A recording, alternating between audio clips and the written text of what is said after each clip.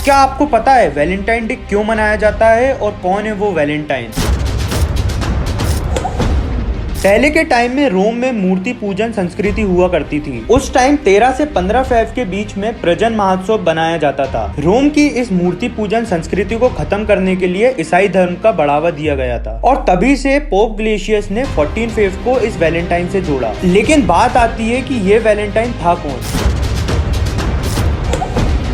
3rd century में Claudius second नाम के एक रोमन राजा थे और उन्होंने सोचा कि अगर आर्मी में यंगस्टर्स को ऐड किया जाएगा तो उनकी आर्मी बहुत ज़्यादा स्ट्रांग हो जाएगी। और इनका मानना ये भी था कि आर्मी के सारे यंगस्टर्स अगर शादी करेंगे तो वो घर गृहस्थी में बंध जाएंगे और अपने देश के प्रति इनका प्रेम कम हो जाएगा। और एक क्रिश्चियन प्राइस थे जिसे हिंदी में पुजारी कहा जाता है और उनका नाम था सेंट वैलेंटाइन। उन्होंने ईसाई धर्म को फैलाने के लिए बाकी सारे धर्मों के लोगों को ईसाई धर्म में कन्वर्ट करना शुरू कर दिया और वैलेंटाइन ने ईसाई धर्मों के रीति रिवाजों के अनुसार चुपके से लोगों की शादी कराना शुरू कर दिया था।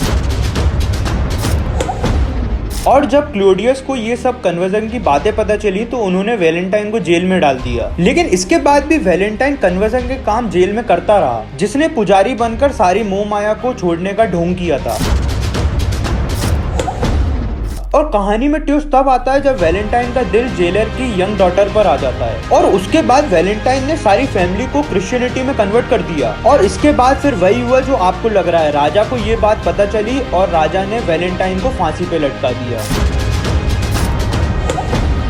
और उसके बाद भी वैलेंटाइन का एंड यही नहीं होता है। यूरोप में फिर भी मूर्ति पूजन संस्कृति को कुछ जगह मनाया जा रहा था, तो ये बात वहाँ के चर्च के फादर को अच्छी नहीं लगी और उन्होंने वैलेंटाइन को एक अच्छा संत बताकर और प्रेमी दिखाकर कहानियों में वैलेंटाइन का एक दिन बना दिया, जिससे कि लोग आज भी वैलेंटाइन डे मना रहे हैं और पागल बन रहे हैं।